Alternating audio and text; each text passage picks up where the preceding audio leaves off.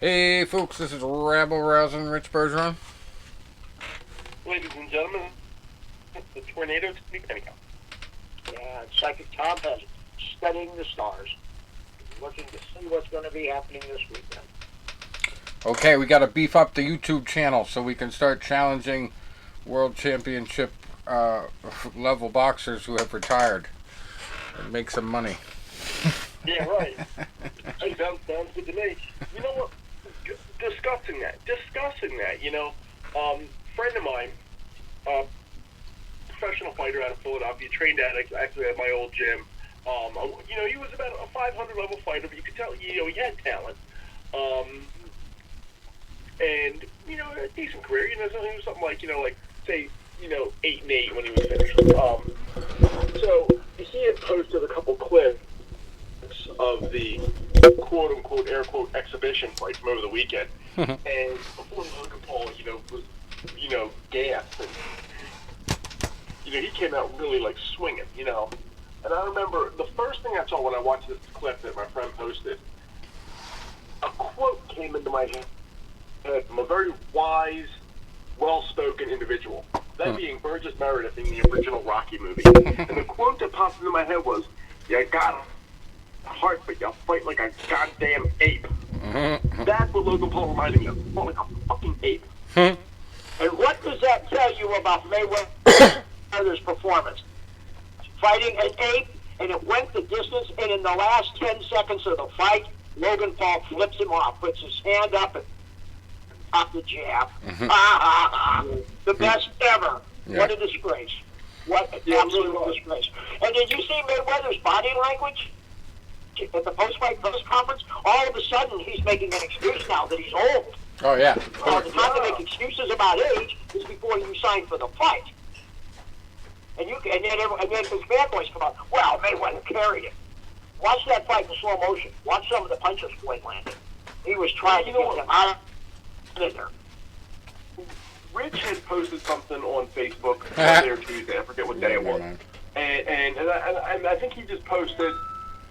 Hold on, I'm gonna play it. Punch stats from the fight. Oh. And I'm not a math wizard. I'm not a calculus guy. I'm not an astrophysics guy. I'm not none of that. But I can do basic, addition and subtraction, multiplication and division. And I did some division. Mayweather landed about 5-point-something punches per round. And Logan Paul landed about 3-point-something. I looked at it and I said, well, 7 jabs around. wow. 7 jabs for the whole fight from each of them. 7 jabs for the whole fight, which I know Ridiculous. you being a guy that lives and dies off the jab, that had to be irking you. Oh my god, I could not believe that. But 7 jabs the whole fight, that's less than 1 jab a round, a total of 71 punches, which is under 9 punches a round landed. Yeah. It almost looked like there was a point in the fight where one of them told the other one, "Hey, listen, this is a fucking exhibition. We don't really need to knock each other out." Because I think at first Paul was trying to knock Floyd out, and he was getting frustrated, like, "You're not gonna knock me out, but you're just hanging on me and not giving me a chance." Like, he was pissed. But there had to be some kind of side agreements there. Even though they said that knockouts were going to be allowed, it did not. Why? Can't you accept the fact that maybe Mayweather doesn't have it? Yeah. He was. Well, I mean, it's just over that hat. Now, I know what the street's like in that sense. That was the ultimate disrespect what he did to Mayweather. If you don't like me, don't With that All right, hat. here we go. All that shit talk. I'm going to kill him. I'm going to kill him. Now he goes in and says, "Well, let's just play around. I don't want to get hurt." You know what, Floyd Mayweather? They're fighting a stiff who is 0-1. Hold on. What's wrong with you? You're going to get an agreement to carry this thing? Hold on. Let's talk to Floyd himself. I don't If you don't like me, don't write about me. If you guys don't want to see me do no exhibitions, don't come. Don't watch. I come on record and tell y'all, when it comes to legalized bank robbing, I'm the best. I changed my name from Pretty Boy Floyd. You know what? I mean, when I changed it to Money Mayweather, I started making money. You got to speak things to an existence. So y'all can write the stories that y'all want to write. You know, and here's the thing. You know, I don't care if y'all write good stories. I don't care if y'all write bad stories. At the end of the day, I will always have the last laugh. That's true. That is yeah, true. that is true. But here's where, you know, as a boxing purist, and I might have come up in the 70s and the 80s when, you know, boxing was still a Saturday afternoon, and, you know, so I kind of got that remnant of before all the pay-per-view, and now, like I said, like the last few years, you know, you see a lot of great things and you see a lot of not so great things, and that's throughout the whole history of the sport. But you know, now you're having ridiculous shit like this. Now, legacy-wise, Mayweather wants to call himself the best ever, and he can say I'm undefeated and I was 50-0 and whatever he wants to say. But then you got to turn around and remember, you know, they can say he beat all these world champions, and some of them he did, but he beat them on his terms. You know, he beat Shane Mosley after Mosley was well past his prime. He beat, Pacquiao, but that fight was like, you know, he didn't do it when everybody wanted him to do it. He did it because it had to be at his terms. You know, his 50th win was against the guy. It was an 0-1 MMA fighter. So when you come down to legacy, you know, and I was on a Facebook argument today because, and it got racial, which is bullshit. Like this one Facebook page, you know, it's a bunch of racist bullshit on there, and they had to say, you know, about Mayweather and Marciano, who was greater, and well, Mayweather was 50-0, when Marciano fought only stiff, the Mayweather fought whatever competition. And people were just arguing. Everything got to race, and it was just bullshit, you know. But here's where you look at legacy, and here's the name I'm always just going to pull out. When Mayweather's name gets brought up, I'm going to bring up the four kings, that being Leonard, Hearns, Hagler, and Duran. And you can even throw in Benitez in there too, because what you saw with those guys, and we used to talk to John Scully a lot because one of his favorite fights put up was the first Leonard Hearns fight in 1981. And I said, you know, when all them years, when we waited about 5 years before we finally got Mayweather-Pacquiao, which was about 5 years too late. But, you know, it was like, oh yeah, I want to fight this guy, but it's like, oh, but I got to get this much money. No, I got to get the lion's share of the money. No, the ring has to do this. No, you got to do blood tests. You know, you got to do this. And everything was, no, this has to be this. No, this has to be this. Leonard and Hearns was two great fighters, two, you know, up-and-coming guys that could have avoided each other and tried to have it on their terms, you know, but they said, no, let's fight. Let's find out who the better man is. And Ray Leonard won that fight that he was losing. And in a way, if you go back and you look at it, like, historically, that doesn't hurt Tommy Hearns' legacy at all, you know? So, right. Yeah, it doesn't hurt Hearns. I mean, Hearns and Leonard, like, you know, let's fight. Hearns fought Benitez. You know, Duran was in there. You know, Leonard and fighting Duran. You know, was there a lot to, you know, gain on that fight? Yeah, there was a lot to gain, but there was a lot to lose too. But Leonard walked out of that first fight with Duran after he lost, and he was still a big star, you know? And then he got that revenge, you know? And that revenge is like a historical fight. So now when years goes down the line, and even maybe even after we're all gone, you know, people can be talking about this and that. Why are guys like, I'm reading an actual book on him today, Sugar Ray Robinson. They did a Ring Magazine special on him. And they were talking about, you know, he lost that one fight to Jake LaMotta, and he took a rematch 3 weeks later. 3 weeks later, after a 10-round fight with a guy that was outweighing him by 15 pounds. Yeah. That's what a great fighter does. Yep. Well, I'd say the other night's version of Floyd Mayweather would get demolished by the current version of Manny Pacquiao. I definitely you know what? don't think you know, he's Rich, you're probably right. Well, you're probably right. You know, and you know, we always say this: Father Time's undefeated. You know, nobody beats Father Time. You know, even Bernard Hopkins has fought well into his 50 years old. Even his last few fights, you know, he wasn't the same guy he was when he was 30 years old. and then the last two fights, he really humanized fast. But yeah. Now, if Floyd had a chance to do it over, though, handle it better, and I would say that he would really concentrate on the weight limit, the weight difference, and he would know to throw more body shots, and he would make it a lot harder. But not knowing how Paul was going to hug on him and, use his reach to, make headshots almost impossible in combinations anyway. It was just very hard for him. It made him very hard. And it was like one of those things like, when you go into a boxing gym that you haven't been in and they're like, we're going to throw you in against this guy. And he has no clue how to box, and the coach says, hey, go easy. Don't beat the shit out of him. And he just starts whirlwinding you. Like, it's going to be tough to adjust to that, like, on the fly, even as a professional. So, I don't know, that had a little bit of factor. No excuse, but still.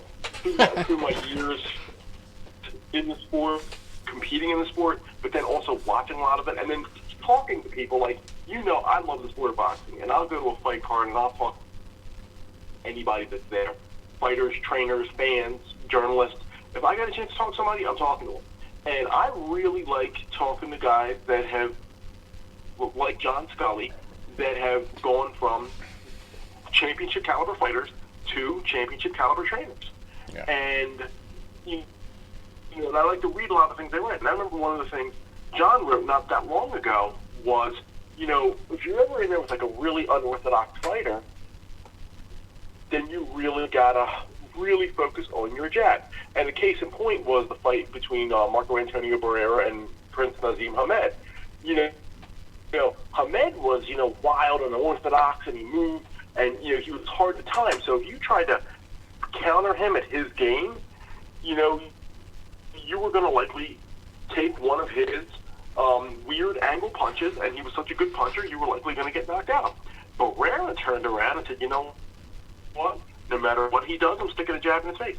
If he steps to the left, he gets jabbed. If he steps to the right, he gets forward, he gets jabbed. If he goes backwards, he gets jabbed. And Hamed could not adjust to that.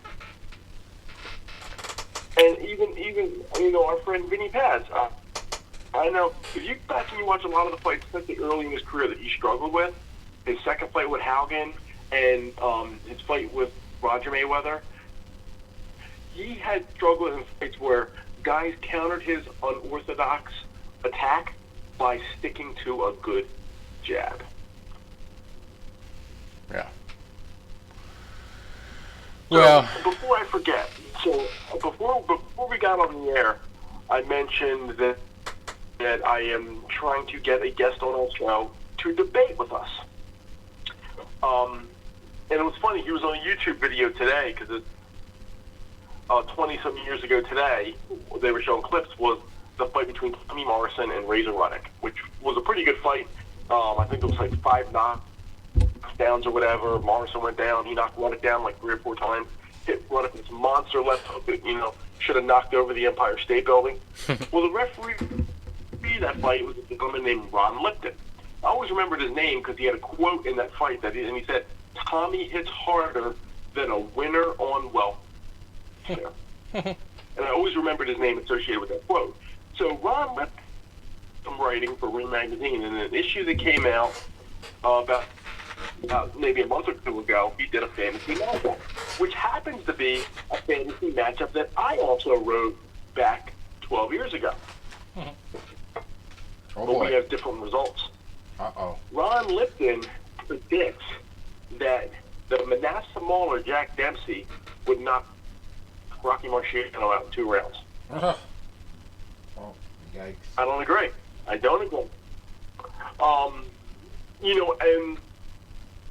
When I compared those 2 fighters, and this was before, obviously I was always a big Rocky Marciano fan, but this was before, obviously, you were doing the work for the Marciano Foundation. It was before we went up there and doing all that stuff. Before we met, Rocky's nephew and all the family members. When I sat down and I looked at them, and I started looking at some of their fights and their styles. I could see Dempsey bum rushing early and being very aggressive, two-fisted attack, body and head. I could see him an early knockdown, similar to what Joe Walcott did. Okay. Well, Jack If Dempsey it's was also a fighter. if it's 15 that rounds, Rocky he, wins. If it's 82 rounds, Walcott. I mean, yeah. Well, Dempsey you know, wins. It's like Dempsey was a two-fisted attack, but he was also very wide open. And I could see, Rocky just, weathering that early storm and then really breaking Jack down and stopping him around the 8th round. A couple big uppercuts. And so I tweeted, I saw Ron Lipton on Twitter today, read the article, and I'm like, you know what? I tweeted him. I said, hey, I liked your article. Yeah, I didn't want to say like, oh, I disagree with you, but I said, I liked your article, whatever. I said, I wrote one similar, and I'd like to have you as a guest on our show, and we can discuss, your perspective versus mine. So I'm hoping he gets back to me. All right. I I was just thinking the other day, we used to do the TNT thing, the Tom versus Tony debates. That was kind of a fun thing. But, yeah, we can bring on some other people and debate stuff. But back in the day, I mean, like when you watch fight for so long, it's like you get a lot. You can get a strong feeling on a fight, even if there's a current fight going on right now. So Errol Spence is going to fight Manny Pacquiao, and I could sit down and I could get a gut feeling on something, or a vision can pop into my head. Sometimes they're not always right. Pacquiao, De La Hoya, for one. I was dead wrong in that one. Pavlik and Hopkins, I was dead wrong on. But there are ones that I've called upsets on that were right, just because, I feel like when you really get to know the sport, you become like a chess master when you watch it. And Yeah. you can see a board lay out like a normal person can't. yeah.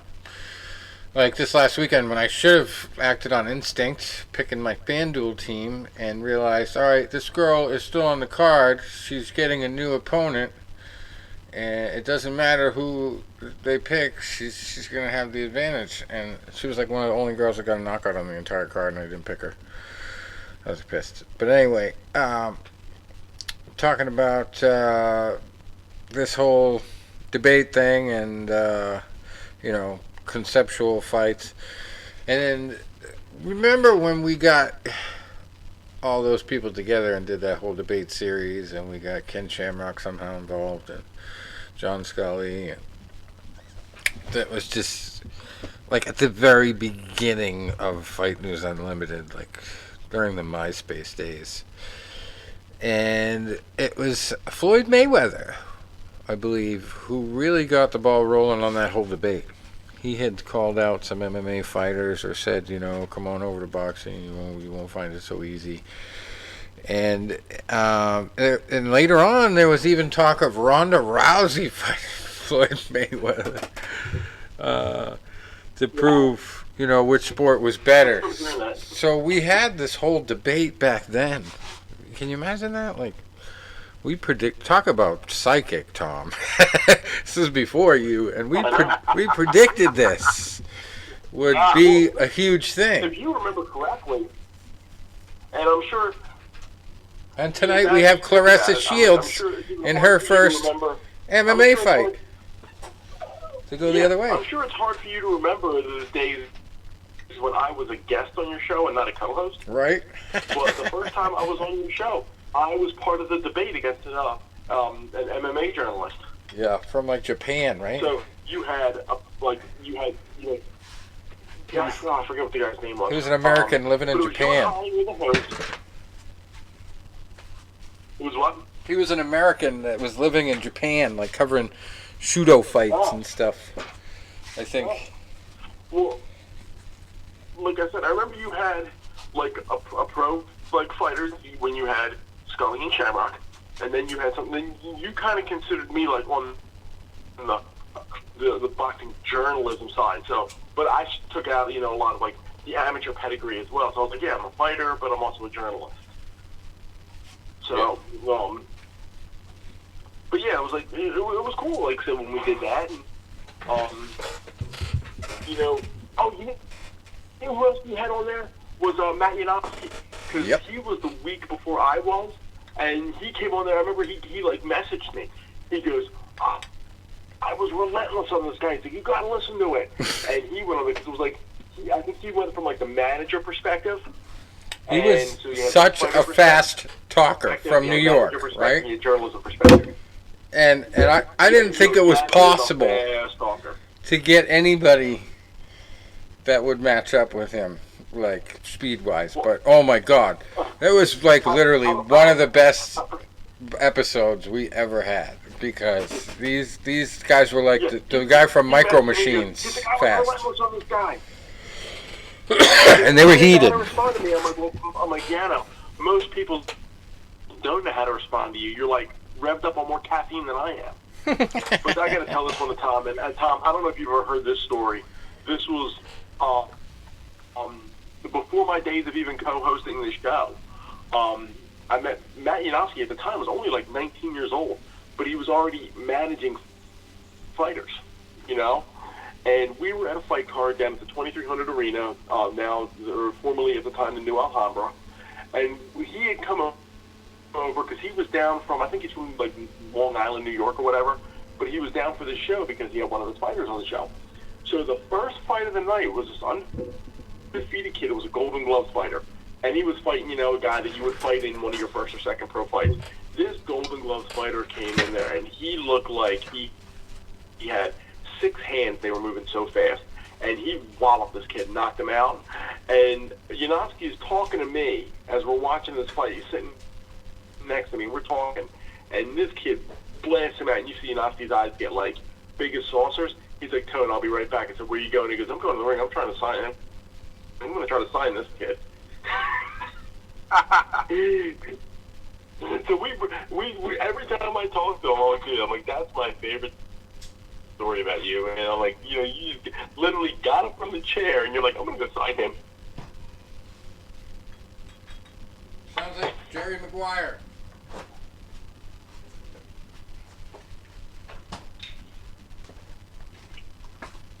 Sounds like the Jerry Maguire movie. Yeah, really. Anyway, 1 million buys, believe it or not. That's how much the Jake Paul fight, Logan Paul fight got.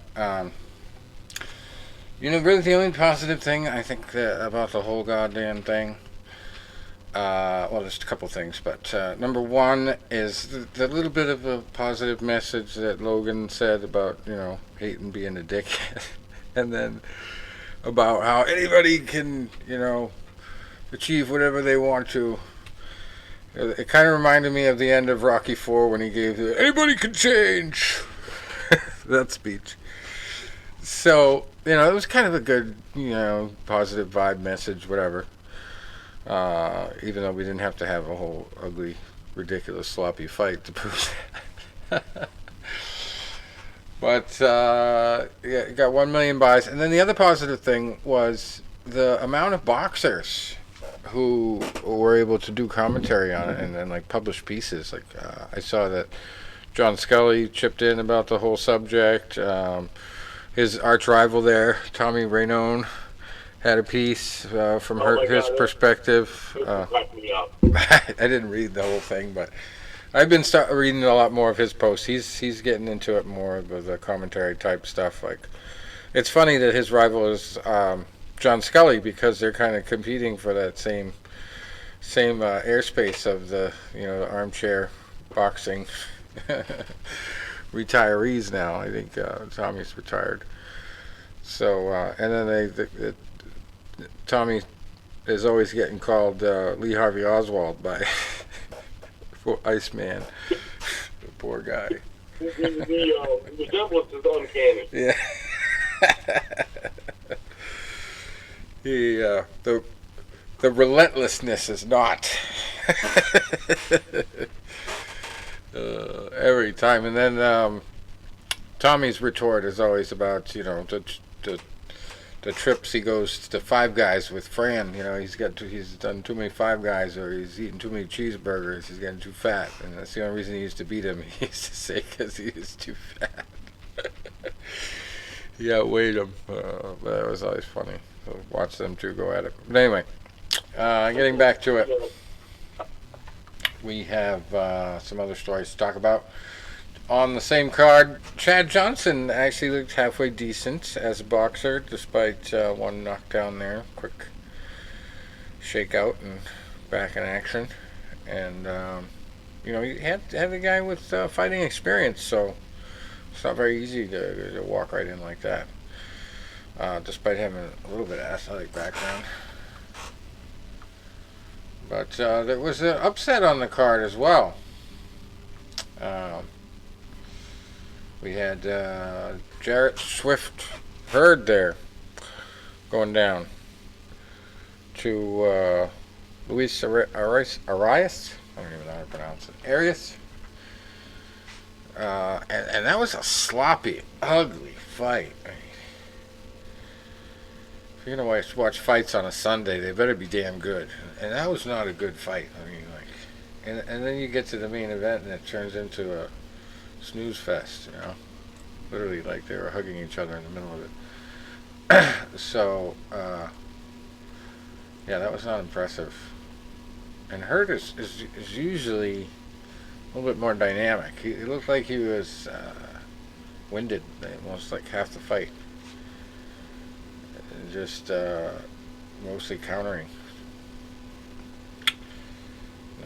Very pretty. Anyway, other than that, not much else going on over the weekend. You know, yeah, Barrett Hurd was, you know, a good fighter. You know, he was world championship caliber. I know he had the knockout loss to one of the Charter brothers, and then I think he lost to was it like Julian J. Rock Williams, I think. But when you take a lot of these fighters that are, you know, championship level, you know, and they're good fighters, but you put them on a card where it's going to be like mostly exhibitions, and you're looking, you got Floyd Mayweather versus a YouTuber, you got, you know, Chad Johnson or Chad Ochocinco on the card, you got this on the card, and you're on the, you're like, you know what, I'm going to get a shit ton of money for this, but in your mind it's like, are you seriously going to train this hard for that? Mm-hmm.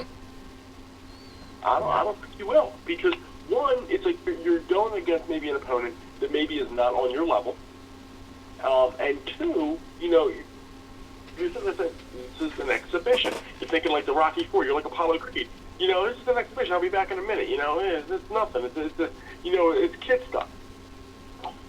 And then you don't look as good because you know you're not, you know, physically or mentally prepared. You know, when do you fight fast? It's like when you're, you know, a little bit afraid, right? You know, you're sharper. You know, you're on point. You know, you're focused. You know, maybe if you're there and you're like, yeah, this is just, it doesn't count. It's not going to be on my record. It's, you know, I'm here collecting a payday. Right. The odds of you looking good are kind of minimal. Yeah. Floyd's just not in it anymore. I mean, there's no passion for it. He's done.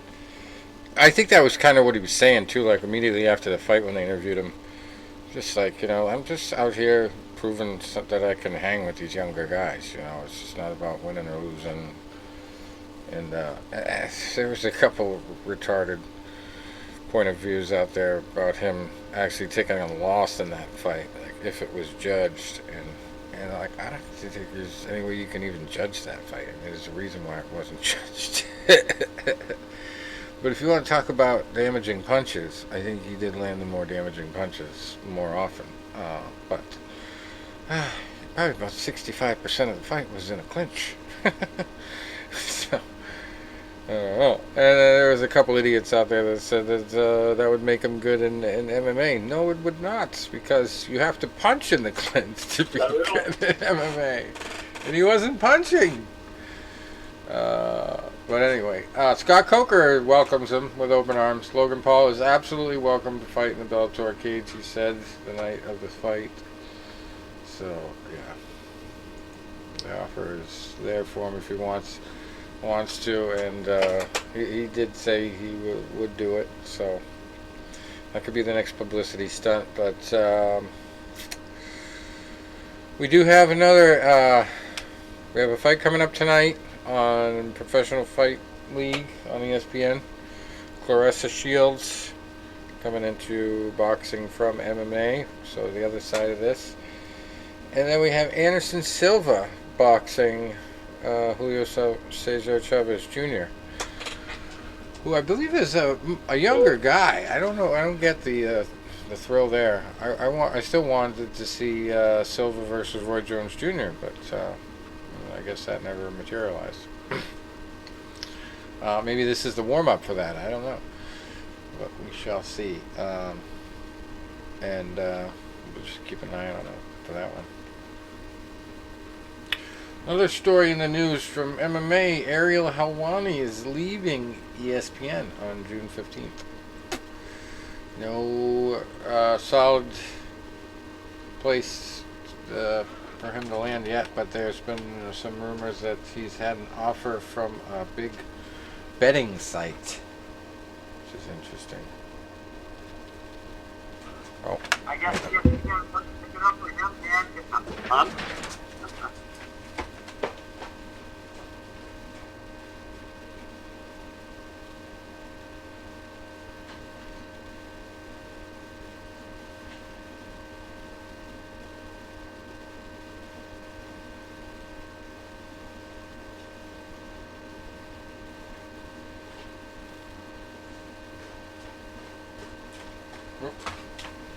Hold on, guys. I just realized I didn't lock my chickens up for the night.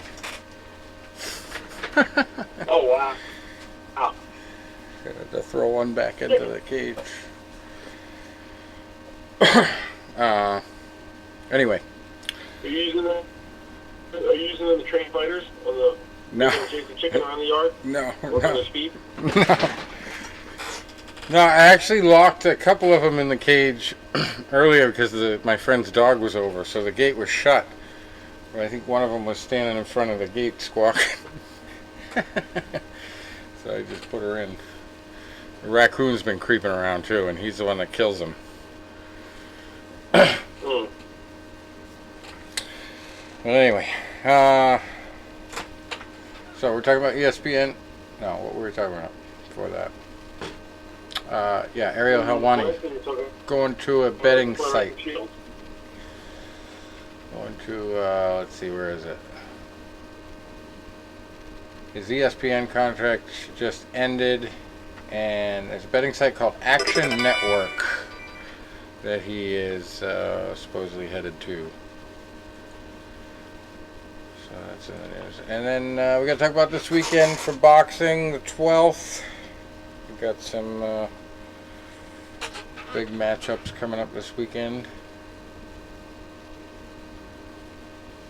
Let's see.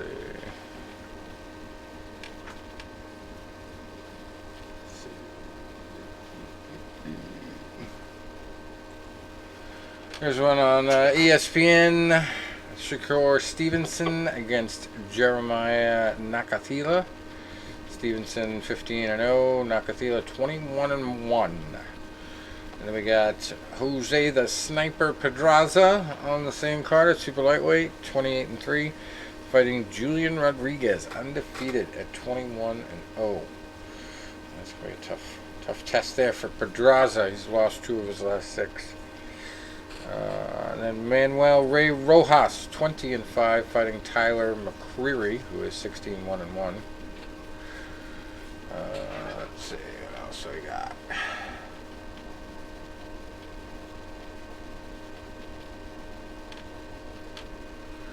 Well, I guess we could call this the mismatch of the week down in Tennessee. DeMarcus Rogers, 13-3-1, won all 6 of his last 6, fighting Dwayne Wisdom. Lost all 6 of his last 6. His record is lucky 7.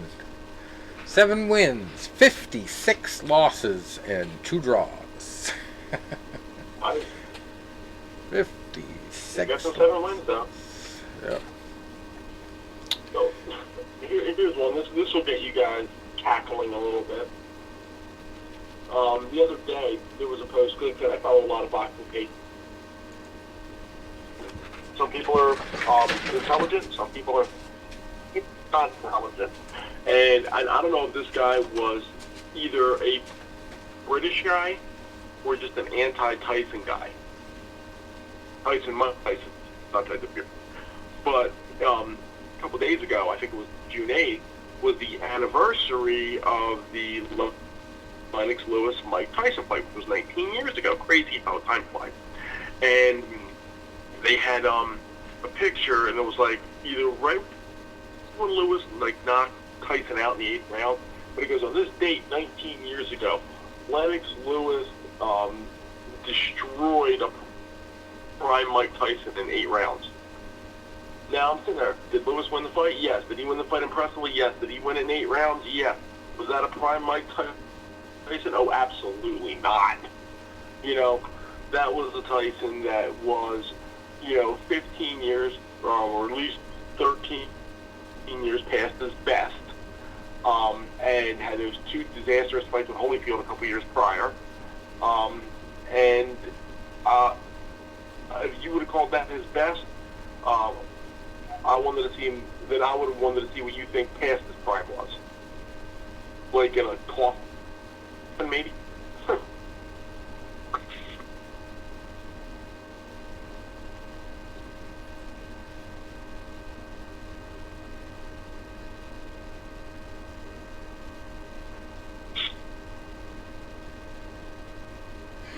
Did I lose you guys? Oh, there you are. Sorry, guys. Had to do one final loop. See if there was any stragglers. That's my workout for the night. No. The other thing we got to talk about is.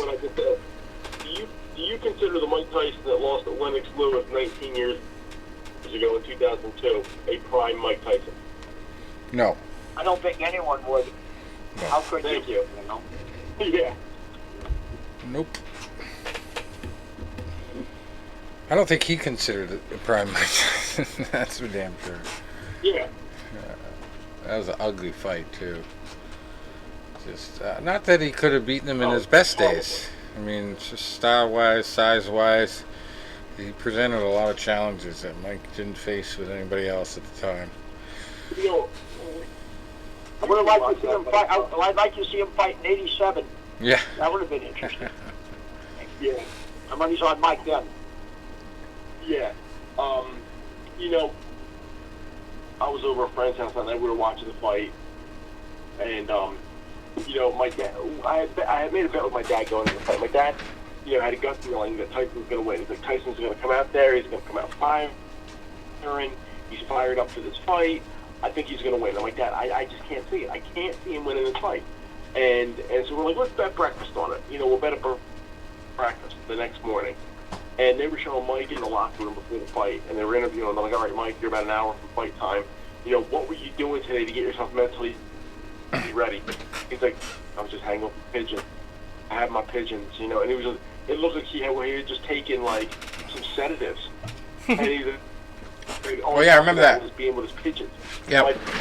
My dad was like, oh, yes. Well, needless to say, I got a free breakfast the next day. Speaking of Mike, did you guys see the Knockout show on ABC about him? It was a two-part series. I've seen part 3. The last part, I think I've seen part 3. That was it. Oh, there was a 3? Oh, geez, I thought there was only 2. But part 2. Well, I missed the first one. Yeah. I saw parts of it, and I did the record thing on the TiVo, on the the cable, and I thought that records the whole friggin' thing, but it only records from the moment you press it. Like, I was like, I went back to watch it, and I was like, why do I want to watch the last 10 minutes? But yeah, I watched like most of the second one. That was a pretty good one. They really dove right into his life, and they had a recent interview with him too, through it all. But it went all the way from his early days right through to when he started doing the stand-up thing, talking about his life story and all that. And I had heard a different version of the story he told on one of the segments about how he first got in his first big fight. And all I had heard was that he had gone up against this guy that had killed one of his chickens, ripped its head off. And Yeah. I thought it was just spur of the moment. The dude did that and he reacted, but it turns out when he tells the full story, his friends like egged him on and said that he had to do that. Like, it wasn't just, oh, you killed my chicken, I'm mad, I'm gonna kick your ass in a split second. Like, it's what's happened, and when I've been confronted with bullies in the past and realized I could fight, it was his friends put so much pressure on him because the neighborhood was like, you know, if you show weakness, they're gonna fucking pick on you all the time. So it was like they wanted him to fucking, hey, show this guy that you can't do that to me. So it had a lot to do with that, like, support group that he had, albeit a bad one probably, got him in a lot of trouble. They encouraged him. So it's kind of an interesting aspect of the story that I never knew until I saw that. It was almost like he was never ever himself able to realize that he was a natural fighter until somebody else brought it out of him. So that was a problem throughout his life, because he would never admit that he was great half the time. Like, you know, even now, he's like, when I saw him and I tried to compare him to Muhammad Ali, he's just like, well, I can't beat anybody. He's, you know. Even though he talked the talk in his prime, you know, part of that was psychological. I think he was always afraid, in some sense, that he wasn't the best. So that made him train harder in some senses. But, yeah. In the end, he just maybe had too many people around him that said that, yeah, you are the best. And he believed it too much at that point. So it was ironic, but I think he was better when he felt like he had something to prove to people. And yeah, so that was an interesting takeaway from that.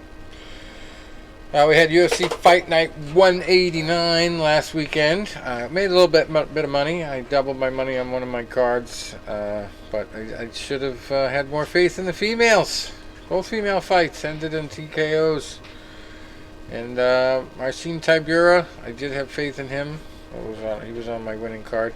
I did have Rozenstruik in the main event winning on my winning card. Rozenstruik fashion.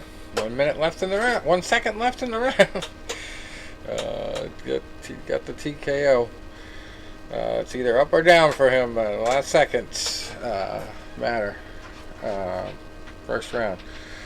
Augusto just didn't really look all put together. He looked a little bit awkward against Rozenstruik. I just couldn't really touch his chin that well or hurt him. And then Walt Harris just looked like a fish out of water there at the end against Marcin Tybura, who weathers the early storm well. And Walt just didn't have enough consistency, didn't have enough turnaround on his punches. And Tybura is just really durable guy. Got a lot of crafty experience, and he made him pay. And 4 minutes in. You know, I'm sure Harris is training hard, but a lot just rushing, and you wonder if he gets right into the game too late. Yep. And Roman Dolidze, he was another big win pick win for me. But it was only just a unanimous decision, so that's less points than TKO that the women got. But beat Laureano Staropoli by unanimous decision. Ponzinibbio got the win over Miguel Beza by unanimous decision. Gregory Rodriguez over Dusko Todorovic by UD. And Montana De La Rosa over Ariane Lipsky by TKO. That was 4 minutes and 27 seconds into the second round. Ilir Latifi, he was another good pick for me over Tanner Boser. I had two different cards, and I had Tanner on one and Ilir on the other. But it was a split decision, and I really thought that Boser probably landed a lot better punches, and Latifi was like completely defensive in the third round. But they gave it to him. Muslim Salikov beating Francisco Trinaldo. That one was a little bit more of a robbery, I'd say. I thought Trinaldo won that fight hands down. I don't know what the friggin' judges were looking at. I was really baffled to see that. And it wasn't quite less points. I think he got a little bit more points than Trinaldo, but when they did the scoring, it was like Salikov got like 50 points and Trinaldo got like 40 on the FanDuel. But, yeah, I just did not. I was, one of those fights that I don't usually watch the whole entire thing, but I'm betting on Trinaldo. That was one of my first fights, and I was just really disappointed that they judged it the way they did. 30-27 too. Like, I don't see that. I don't know how that's possible. Trinaldo was standing in the pocket and firing back at every chance he could get and landing a lot of shots. He had Salikov beat up by the end of it. And he gave it to him. Anyway, Kamuela Kirk over Makwan Amirkhani before that. Alan Patrick and Mason Jones was a very ugly fight. Mason Jones was a very expensive fighter, so getting no points here probably factored into a lot of the fight card. So if you didn't have him on the card, I think I only picked him on one of the two, then you had a chance at winning. But if you did, totally eliminated your chance at winning the money. Because usually it's situations like where there's a cut of a fight at the last second where that happens and you get screwed just by chance. But this time was eye poke. And Alan Patrick, a very awkward, ugly looking fighter. Not like physically ugly looking, but just the way he fights. It's just absolutely unorthodox, hands down. He was getting his ass kicked at the time. There was flashes of brilliance where, he was outside in his range and he was landing some stuff, but Mason Jones was not wobbled to the point where, he was out of it or the ref was going to jump on it. It just might have been wobbled for a second or two and then just kept coming. But both guys were a little bit sloppy, and it really could have gone either way at that point. But if they had given him 5 minutes to rest and he was able to continue, could have been a whole new fight. I mean, it would have been interesting, but I still think Mason would have won. But I had a desperation card picked with Alan Patrick in the number one MVP slot, so that was my losing card. But yeah, he got like 16 points with the 1.5 times points. That was bad. No, he didn't even get that because he got 0. But anyway, then we had the big one you had to have was Manon Fiorot over Tabitha Ricci. Fiorot had her opponent scrapped, and Tabitha Ricci came in 5-0, but Fiorot's opponent level is just way higher, and she's got a little bit more experience, and it's just a lot more dynamic with the TKO type style, and Ricci was just too late, They couldn't put together a matchup that was fitting enough, and Fiorot just dominated the whole damn thing. Really wasn't a contest. But anyway, Sean Woodson before that, beating Yusuf Zalal by split decision, and Claudio Puelles over Jordan Levitt by unanimous decision. Levitt was one of the ones I picked wrong on both cards, although it was a close one. So that kind of got me out of the big winnings. Anyway. This weekend, we have a lot of MMA. We got some about to start in 9 minutes on ESPN. We've got UFC, and then we got Bellator. So let's start with the UFC. We got Israel back in action again. I'm not talking about the country. I'm talking about the fighter. Israel Adesanya, he is 20-1, fighting Marvin Vettori, who is 17-4-1, and this is a rematch. And this is a very heated, trash-talking rematch. There's been many memes passed around on this one, and it's definitely a matter of who can make the better adjustments. Israel really just only has to adjust to, account for whatever improvements Vettori is going to come up with, or whatever different style he might have, having seen him once. Yeah, it's going to be tough. I mean, I love Vittori. I think he's improved a lot, but my crystal ball says that, Yeah, and Adesanya has figured out what losing feels like.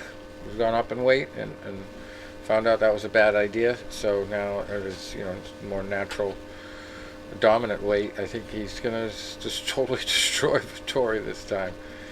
On top of the, initial win that gives him confidence, he has the trash talking too that he wants to put a stop to, and just totally embarrass this guy. So that just gets more of a chip on his shoulder going in, and to some people that would be a disadvantage. I think Adesanya, he needs a little fire sometimes. He just goes into his natural instincts and tries to score points rather than ruin people sometimes. So this one, maybe he'll go in with a little more killer instinct. It might help him. And we have another rematch in the co-main event. Rematch I am really looking forward to. These guys put on such a great fight the first time, and it was one of those fights where I think I had Moreno on a winning card back then. The first fight, but I was screaming at the TV. This was such a barn burner. So 18-5, but don't let that fool you. The 2 draws. Davison Figueiredo comes in at 20 wins, 1 loss, and 1 draw. And I mean, these guys really, really, really fought to destroy each other. I mean, very little defense. And I get the feeling it's going to start right back up again. Round 6. Yeah. Very little groundwork in that first fight, and just a lot of physical action. I mean, there really wasn't like 10 seconds of stalling. It was just all action. So that's going to be a good fight. I don't think it's going to disappoint us in the rematch, unless there may be maybe like a quick submission by one guy or the other. But I like Brandon. I think he's an up-and-comer. I think he's going to learn from his mistakes. If he shows about 15% better defense, I think he wins this. Davison's crafty, though. Anything's possible, so he does have more wins. But yeah, I just think Moreno's hungrier. And he looks like McLovin from Superbad. So he's just one of those characters. He's always smiling, too. He's like smiling Sam Alvey. It doesn't matter if you got 3 black eyes, 2 broken teeth. He's always smiling. Anyway, Leon Edwards also on the card, 18-3, fighting Nate Diaz, back in action. It's after a long time out of action. 20-12, and this one's going to be interesting. We're going to see which Nate shows up.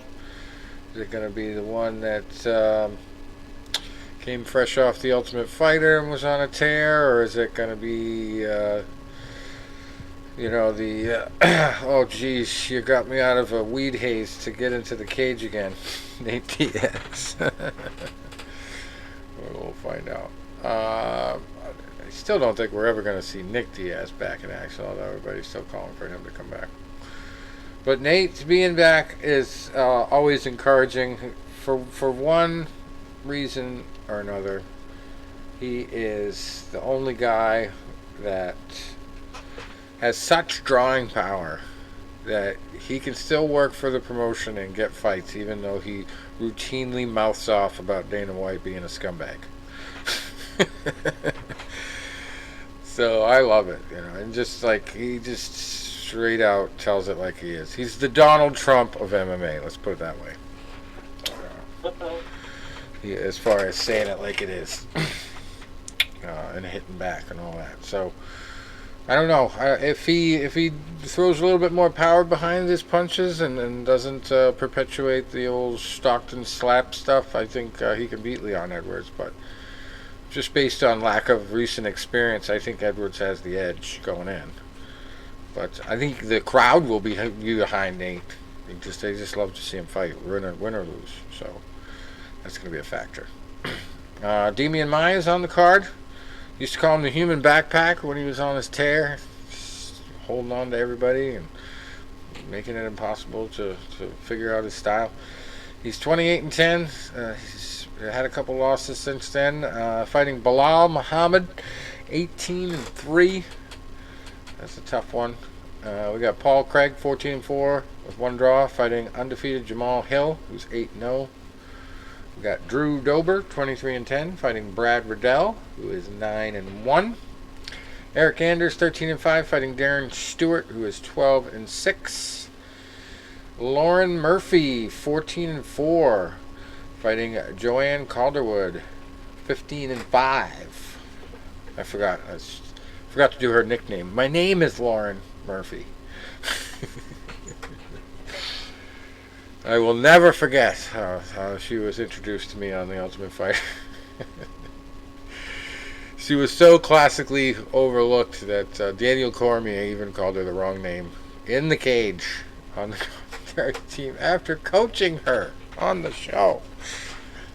Ridiculous stuff. Anyway, that should be a decent fight. I mean, they both got some crazy experience. I like Calderwood in this one, though. She is just last fight in particular. She showed an ability to make a couple adjustments. The fight before that, she got submitted pretty quick. And then her last fight, she threw a lot of leg kicks and had a little bit better defense and just way better timing. Lauren Murphy has some decent boxing, but this one's going to end up being a kickboxing match, and Calderwood is going to land a little bit more leg kicks, and I think she's going to have a little bit crisper boxing. So she's going to probably win by decision. And then we got Hakeem Dawodo, who is 12-1-1, fighting Movsar Evloev, who is undefeated, 14-0. Fifth fight of the night, Pansy Kianzad, 14-5, fighting Alexis Davis, who's 20-10. We got Matt Frevola, 8-2-1, fighting Terrence McKinney, who's 10-3. Chase Hooper, 10-1, with one draw, fighting Steven Peterson, who's 18-9 in the third fight of the night. Faris ZM, 11-3, fighting Luigi Vendramini, who is 9-1. Second fight. Carlos Felipe in the first fight of the night is 10-1, fighting Jake Collier, who is 12-5. And then we got tomorrow night, I believe, Bellator 260. Let's see what the date is when that pops up here. Starting right now on your ESPN station, we have Professional Fighters League.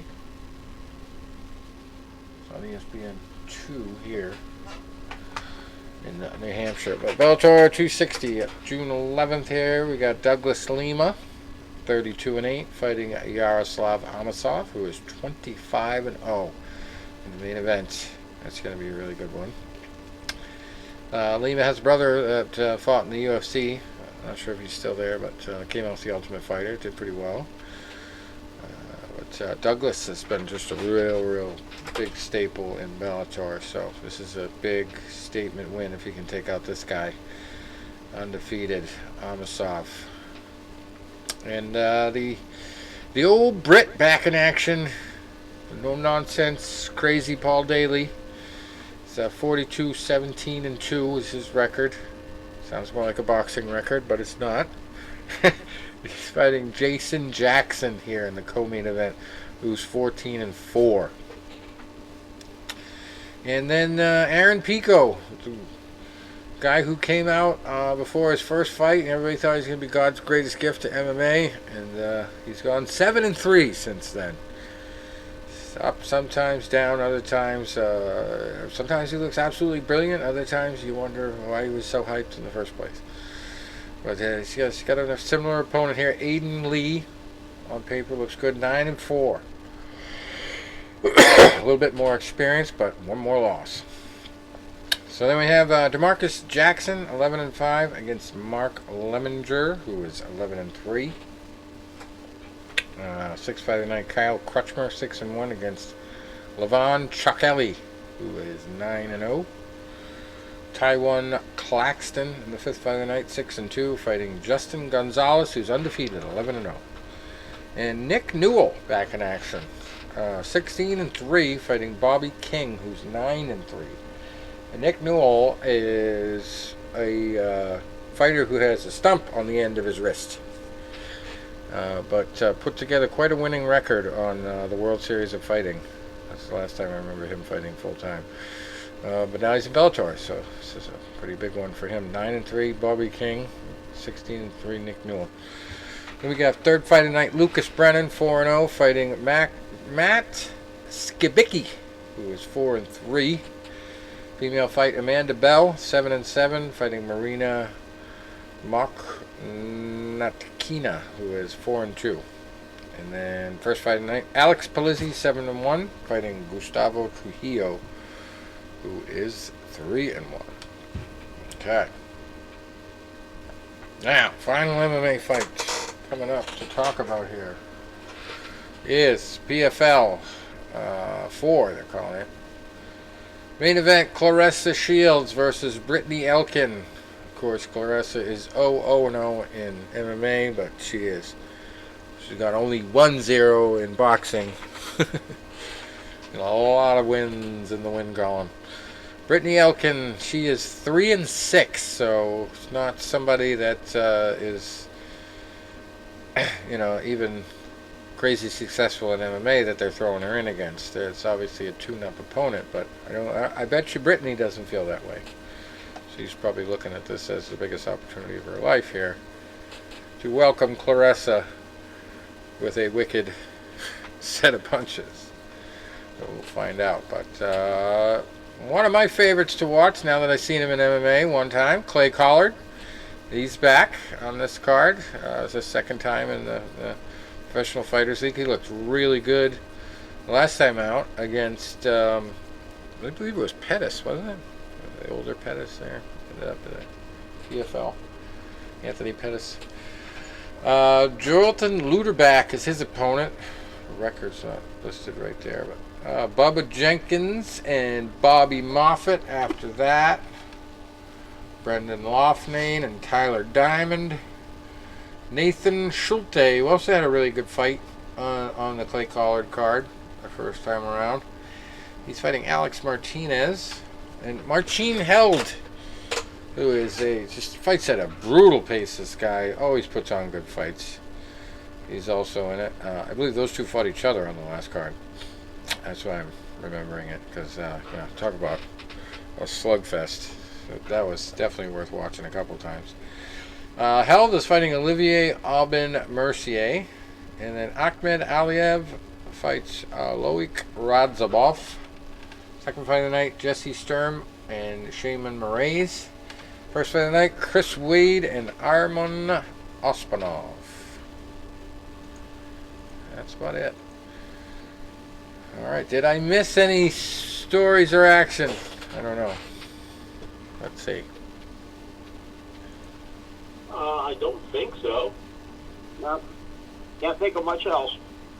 Alright. Let's see if we got any MMA headlines. I'm just going through the updates.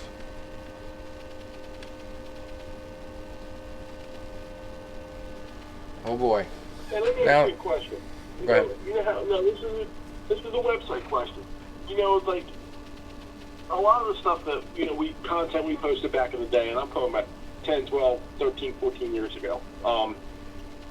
Case in point, similar to I used to do this fantasy dream fight that we were talking about earlier, similar to Marciano Dempsey. And like I said, when I Google that, I find the link right to it, and I share that link. Like, do you still get credit or anything if people are looking at old content? What kind of old credit for what? But I remember like I don't like with your like I don't know if you get credit for like views and shit on the site. But say I share the link for an article that I wrote 13 years ago. Oh, I mean, on unlimitedfightnews.com's blog, you talking? Yeah. I believe our ads were suspended on there, so I don't know if I'm even getting... I'll have to look. I might still have some Google ads on there. But that's a good question, because, I mean, I probably should go back there and update the code and put some new advertising on there and see what happens. Because I guarantee that site is getting crazy amount of hits, and somebody could click on something. Here's an example. I'm on a Facebook right now, a boxing page, and this question gets asked all the time. Prime Mayweather versus Leonard. And I see one idiot on here was like, well, Mayweather would knock Leonard out. I mean, Camacho knocked him out, and he was a lightweight. Moron. Ray Leonard was 41 years old in that fight. I hate stupid people, I really do. If you don't know what you're talking about, don't talk about it. Don't try to be an expert. The guy probably thought, that Mayweather's the greatest of all time because he beat Conor McGregor. But when I see posts like this, the first thing I do is I pull up, I Google it, and I find the link to my article that I wrote in 2008, and I post the link on there. Yeah. Anyway.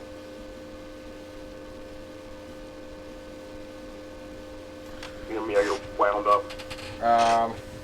George St. Pierre is getting a statue in his hometown. There's a story. And I thought of him immediately after the Floyd Mayweather Logan Paul fight because of this famous quote of his. I'm very glad you won that fight, Matt, but I'm not impressed by your performance, and I look forward to fight you in the near future. That's what I thought. I'm not impressed by your performance. What do you have to say to that, man? That's his opinion. It might stink, but it's his opinion. Anyway.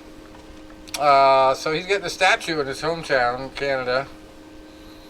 Also, BetMGM is announcing a partnership with Professional Fighters League ahead of this card here on PFL 4 here tonight. And they're offering a very special bonus for the betting tonight. Any $25 bet on the PFL is awarded with a $10 free bet. I don't know if betting is still open for the fights coming up. It doesn't even look like it's on yet. There's some freaking track and field shit going on ESPN2 here.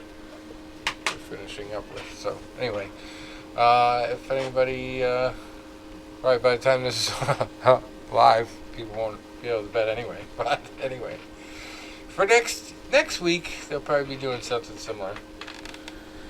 But sports books are moving heavy into the combat sports.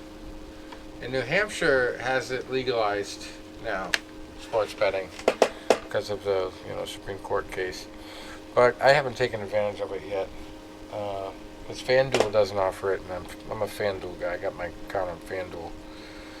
In the early days of DraftKings, I did something with my PayPal account, and so my account got shut down.